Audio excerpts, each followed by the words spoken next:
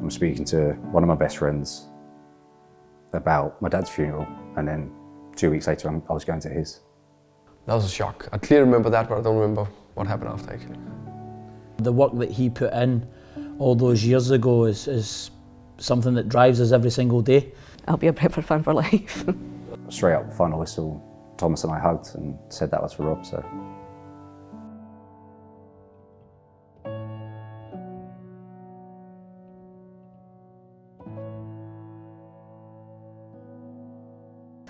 Yeah, Rob is hands down one of the best people I've ever met. He's kind, funny, mischievous, just, yeah, so much fun.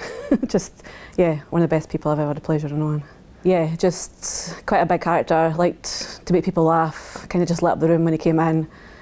We kind of hit it off quite quickly. He's a little bit younger than me, so it took me a little while to kind of put my reserves down, but he worked quite hard and we just became like instant best friends, so it was really nice. But yeah, football daft. His parents will do the same thing since he was a young boy, just loved football. Didn't ever play to high standard, but he actually used to play volleyball for Great Britain's youth team. But then that kind of came to a stop when his heart condition started. But he started writing scouting reports for the football league just because he enjoyed doing it. It was a bit of a pastime for him, and then he got more and more into it, and then sent a few reports out, as you do, the confidence at that young age, and got a few feedback and ended up getting a job at Celtic. So yeah, quite an inspiring story, especially at 18, 19 years old. So he'd had a bit of a break from football, and he was working in the local bank at a call centre, and I think through connections he'd made through the SFA, he'd been speaking to Davy Weir and managed to kind of set up an interview with Brentford. He kind of came home and told me about it one night, but that was kind of always the norm with Rob, that he would come home with some kind of football possibility. So he kind of took it with a pinch of salt, but then I realised kind of after a few days that he was really serious. He came, I think it was Blackpool, the first team were playing or training, I can't quite remember, back in 2014, and he came down to meet some people for an interview. Forgot to put his handbrake on and his car rolled down the hill and the first team had to go and push it back up for him, so really good introduction to Brentford. Yeah, he managed to get the job regardless, and yeah, he moved down just after summer 2014. He came on his own. It was quite a debate for our relationship because he wasn't keen on leaving me, but I didn't want to be the reason why he didn't pursue his dreams. So he came down, I think September time in 2014, and then luckily I managed to get a job down in London and followed him about 2 months later. I remember him coming in and it was just, yeah, day one, we kind of hit it off. He was a massively infectious personality. So yeah, it's just my kind of person that I wanted to hang around with, and he was laughing all the time, but he also could be serious. So yeah, just a cool guy in that sense. But yeah, we from day one we formed a really good bond straight away. First time was when he came to Smart Odds, where I was working at the time, with I think our one and only scout. This is before I worked at Brentford, right, officially. And he came with our one and only scout at the time, and they came down and got him reduced and just talked about what he was doing. Wanted to spend more time at Smart Odds, wanted to learn a little bit about sort of numbers and everything like that. So yeah, worked with him from that point. That was a nice memory. I met him in Denmark actually, because he went over to do the third interview with me before I was hired by the football club, and so I remember that as a very positive meeting. He was. Of course, I was going to interview a job that I would like to have or get, and he was very open-minded, very friendly, very smiling. So he created a good atmosphere that I think was very important for me. Ambitious, definitely wanted to make an impact, but worked hard. Very likeable guy, great sense of humour, he had a big laugh, easy to get along with, wanted to get to know everyone, but also would be very happy to give you an honest opinion about something if you thought wasn't good enough or need to improve or we need to do something differently.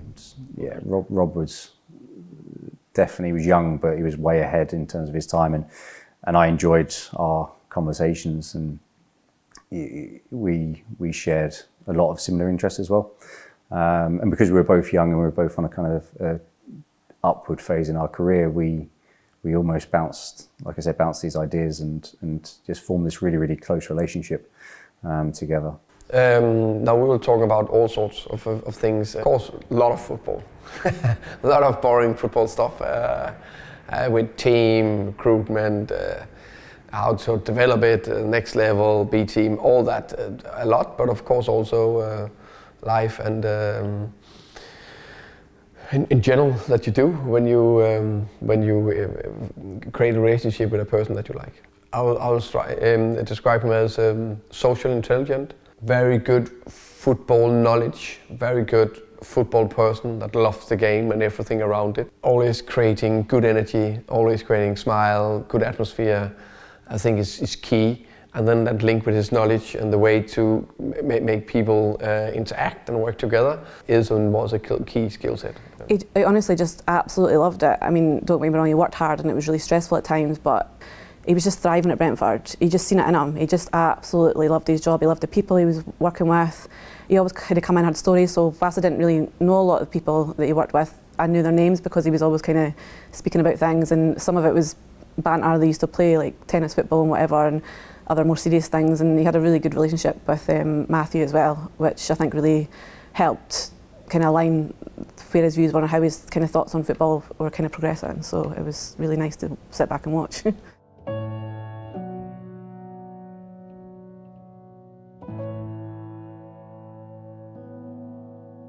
Yeah, he was given quite a big project to kind of close down the academy and start with the B team, and yeah, I think it was a big task for him. I mean, he'd only been 25, 26 at the time, and to take on that responsibility, but also I think he knew that he had the trust with people around him and the fact that, you know, he knew what Brentford was about and what the long-term goals were for the club, so he just did it and worked and got on with it, and yeah, I think he was starting to kind of see the progression.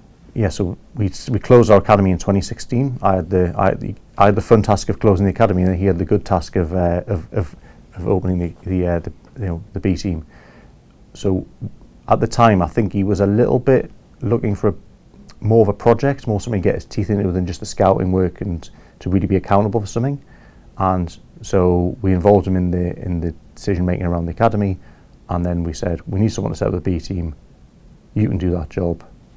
Catch this, off you go with it, you're in charge. And so a lot of the things that we implemented from there were a lot down to him coming up with the ideas. I know that Rob was involved with bringing Josh to the club. I remember Rob coming home and telling me about the signing. He was really excited about it, and obviously with Josh being out with his injury, but to see him come back and be part of the Premier League, and yeah, I often sit at the stadium and watch Josh play and think, you know, what Rob would make of it all and just how proud he would be of Josh as well.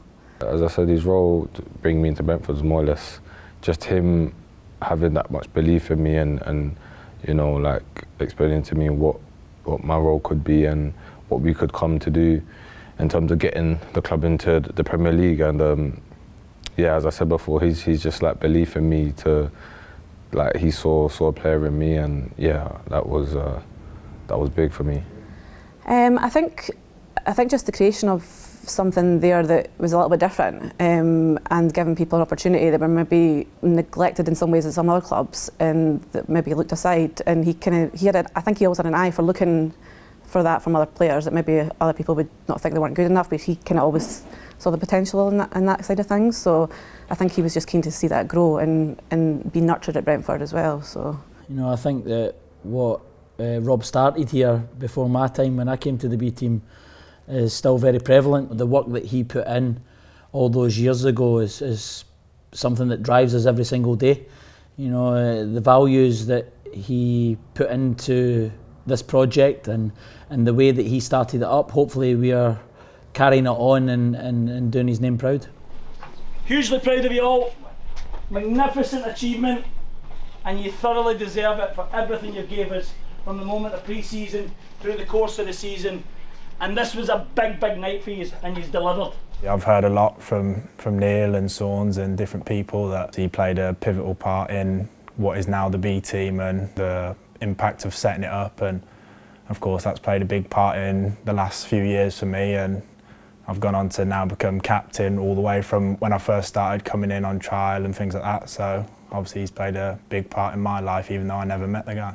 Yeah, Rob had a huge impact at the club, obviously being a big driving force with the B team, and that provides big inspiration to all the players and everyone at the club.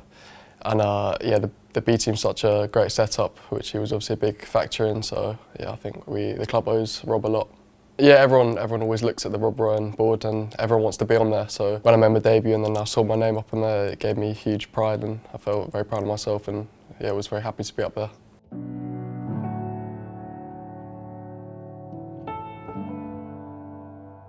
Rob and I met when he was 19. He was already aware of his heart condition and he told me about it quite early on. He'd had a few episodes of fainting while he was playing volleyball and some episodes of palpitations. His mum had taken him to a few different doctors and ended up going to Edinburgh to the sick kids hospital at the time because he was under 18. A few investigations. It was never properly diagnosed. Seen a few doctors. He was sent down to London at one point before we moved here, got checked out. It was always the opinion that it was something that needed to have an eye kept on it as opposed to a specific condition. But he also got quite a lot of contradicting advice from the doctors. Like one doctor was like, don't do any fitness, you can't drink coffee, like that kind of stuff. Whereas others were saying it's quite a normal lifestyle to lead. When we moved into London, Matthew kindly paid for Rob to go to Harley Street and get tested, in which he did every 6 months. He had quite a bad episode early 2018 one night, so we went to A&E and he got checked out. And then we went to Harley Street the next day just to get a second opinion, and again, nothing seemed too serious, just, you know, it's your heart so it's serious, but nothing to be too concerned about. It knocked his confidence massively, especially because he was travelling so much with his job, and I think he was a bit scared to be on his own. But you know, a few weeks down the line, and you know, a few more chats with the doctor, they were quite happy that everything was okay, and he was due to have his next checkup late November. But sadly, on the Sunday night of the 11th of November, he went to bed and never woke up again.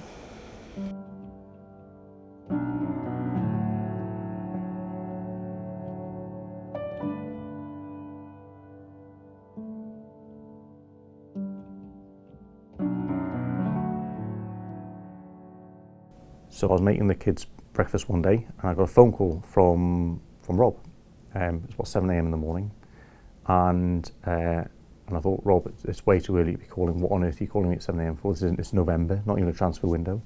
And so I answered the phone because I thought something must be up, and it was a woman's voice. It was one of Suzanne's friends who just said straight out, Rob's died that night. Obviously not a lot I can say at that point other than say thanks for letting me know. Put the phone down. Thought, what shall I do? Thought I'd better get the kids sorted first. So I got the kids sorted, got them to school, came back home and thought, right, what do I do now? I need to, you know, there's a long list of things I'll need to do. So started to make some phone calls, let people know, like Rasmus, like Thomas, like Matthew, and a few others, and then thought about, how, you know, again, there's nobody there telling you what's the right steps to do. It's been a totally unique situation in many ways, not experienced it before, so you have to make the best job of it. Told everyone to keep it quiet and try and get on as best they could. I remember clearly, I went to the leaders conference about leadership, and he was supposed to come there in the morning. Phil called me and told me that he passed away, and that was of course devastating, crazy moment in many ways, because the night before, or the 2 nights before, I saw him at the QPR game. I clearly remember that, and suddenly he was not with us anymore. That was a shock. I clearly remember that, but I don't remember what happened after actually. Yeah, it was a pretty mad period of time. So I was actually speaking to him the night before he passed away up until about 11:30, just messaging back and forth. And we were messaging over because the week before my dad died. So my dad passed away. So we were actually messaging about my dad's funeral. So I remember it as clear as day. It was a Monday, it was a week after my dad passed away. And Phil rang me. So Phil Giles, sporting director, rang me at 9 o'clock on a Monday. It was a day off, and I was like, this is strange. Normally Phil doesn't ring me on a Monday, on a day off. So I picked up the phone and I was in Windsor, and I was in a coffee shop, walking into a coffee shop, and Phil was like, how's everything with your dad and funeral arrangements? I said, look, yeah, it's okay, we're working through it. The club had been great with it as well. And classic Phil, he goes, I've got some more bad news for you. And I was like, oh no. He's like, Rob's passed away. And it stopped me in my tracks. It completely, yeah. I remember just walking into the coffee shop and just didn't know what to do myself. And then I think for about an hour after, I just walked around Windsor by myself, not knowing what to do, what to process. But yeah, it was surreal in many ways. And yeah, something which, it was a difficult time anyway, for obvious reasons when you lose a parent, but then to lose a very good friend in the space of a week, it was just crazy. But look, the club was great. We flew up with a few other people from the club to his funeral in Scotland. And that was really important. The club put an amazing tribute to him in Griffin Park. And yeah, but it was just, yeah, the most surrealist experience I think I've ever had when I'm speaking to one of my best friends about my dad's funeral, and then 2 weeks later I was going to his. Arranged for the next day for all the staff and players to come congregate at the training ground in a room, and so I walked in that room. They were all there, very quiet, because I think they all knew something was up. A lot of them hadn't been told, but they all knew something must have been up for that to happen. And then I'd obviously tell all the staff and players what happened. There were some difficult days, I remember. Very difficult weeks after that, both to approach just the squad, to handle myself, because of course I was hit by it, but imagine Suzanne and his mom and dad and family. It was tough to watch. I think, for a lot of people, they were probably found out and then they were left a bit at a loose end. What do I do? Who do I see? What do I, whereas for me, we had to think about, right, who do we need to tell? What steps do we need to take? What about his family? I arranged to meet Suzanne and his mum the next day. Obviously, it was still fresh, but it was the right thing to do, go and see them and have a chat with them. We had a game on the Saturday against Middlesbrough. We had to arrange something for that game in terms of a tribute for the game. So there was plenty to do still. And then in the weeks following it, obviously thinking about, right, we've got a recruitment, we've got January transfer window coming. What are we practically going to do? So for me, I was probably in many ways in the best position of actually being able to make, see his family, make a positive impact, rather than sit and dwell and not have anything to actually do. Well, we said to everyone on the day after, we said, look, you can go home. You can take some time out if you need to. Alternatively, you can stay, speak with each other, look after each other. We had a chaplain who comes to the club regularly, Stuart, who came when I told all the players and stuff. So we had some support there available, and beyond that, it was more. I think the staff were very good and the players were very good at supporting themselves. We're all in the same boat, we're all in the same situation, and I think everyone handled it pretty much as well as we could. And we done like a little ceremony for him, and which was very touching, and I thought it brought everyone like closer, because obviously in them situations you think about perspective, because he was still only 28, and for his family to go through that, it must have been horrible, and it wasn't easy for us as well. So it was just I remember us gathering at Griffin Park just to have a ceremony for him. As you can expect, people were in shock for a period of time, because as I said, he was such a big part of Brentford, and Brentford 4 and a bit years ago was a much smaller club, with big ambitions, but a smaller club. So having someone who was so integral to what we were trying to achieve leave us so soon was just incredible and mad. So it did take a bit of time for everyone to adjust. it was funny and trying to get the timings in my head right, but it was similar time when Thomas kind of just came, and it was a mad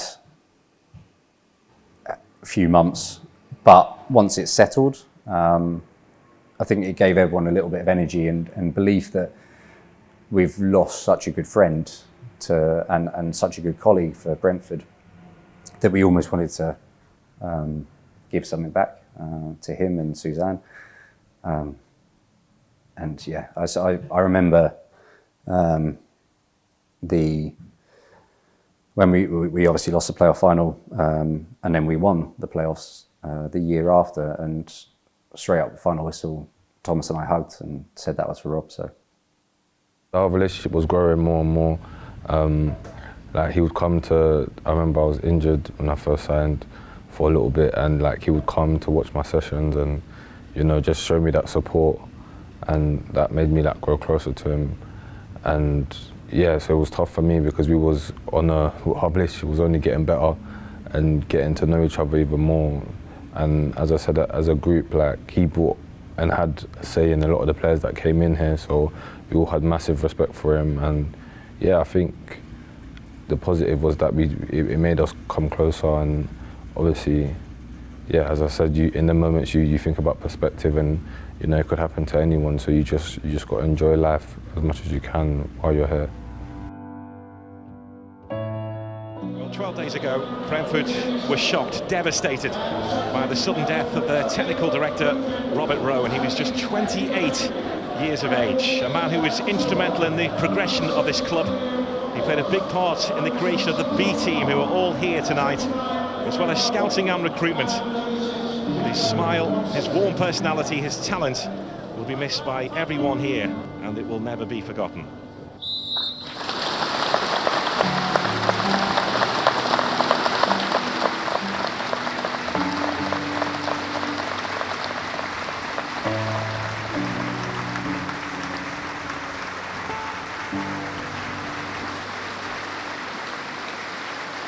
Suzanne was fantastic in the sense of she was obviously upset but strong, wanted to come to our next home game, wanted to be there to sort of pay tribute to him. So she was there with us along the way. Also, Rob's mum came to the game as well. Obviously, very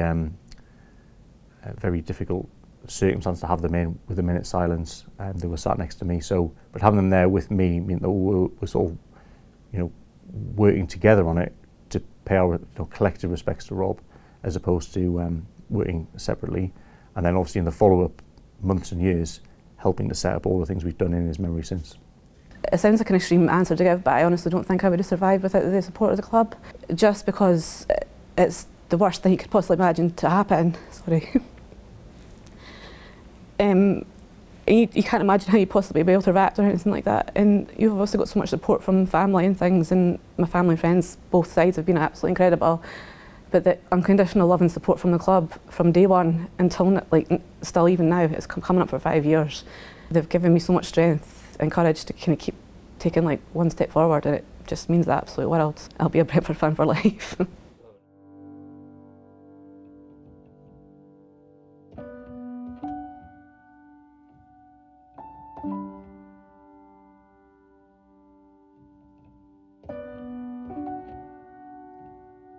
For various reasons, I think it's been fantastic that she's been wanted to be around the football club, and she's doing a great job by promoting, of course, all the heart campaign, and what we can do to open our minds about that, and make sure we are everything we can help to charity like that.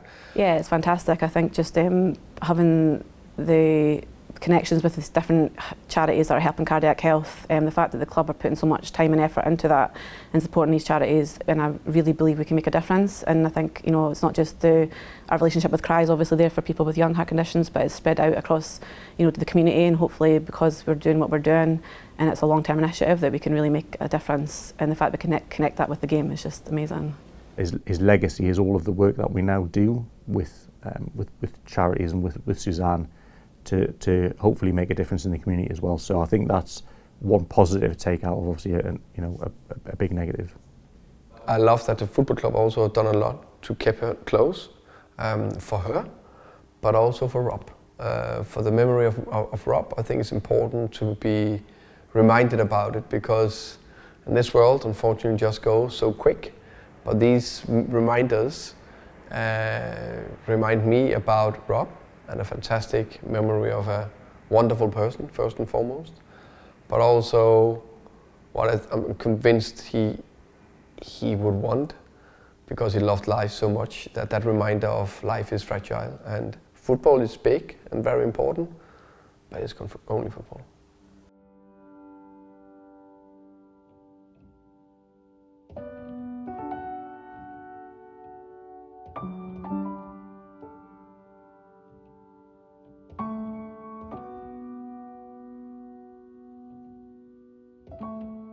Very pleased that we are very aware of that legacy. I think it's extremely important because he deserves it. He put so much hard work, effort and pride into the work with Brentford, and he influenced the way we built the club in terms of the B team first and foremost, and after that about the first team, what we built there. So I think it's truly deserved. Very happy that we named Robert Rowan Performance Centre after him. It's what he's delivered with the B team, and his foresight that was the way to go. We've now got a training ground complex which is named after him. We've got a picture as you walk in, which I often say hello to in the morning. I know a few other people do as well. So he's got that legacy. I do miss not being in the old training ground, because we have memories of Rob in the old training ground, but he's still very present in the new. I think what the club has done so well is make Suzanne a huge part of the club now. So she almost carries his warmth and his welcome, and I love it every time I see her at the training ground or at the G-Tech, or whether it's in the away ground, because I know that's part of Rob, and yeah, I think that's a big part of his legacy still, that she's still so ingrained in the club. Yeah, I think he would be quite mortified by it all. He was quite a private person. Sometimes I do think about the fact that, well, we're doing a lot of good work here, that he would be quite mortified about the amount of things that I share. But no, I think he would be secretly kind of chuffed as well. Yeah, I think he would just be dead proud. What would you say to him today? I would say to him on Celtic doing well.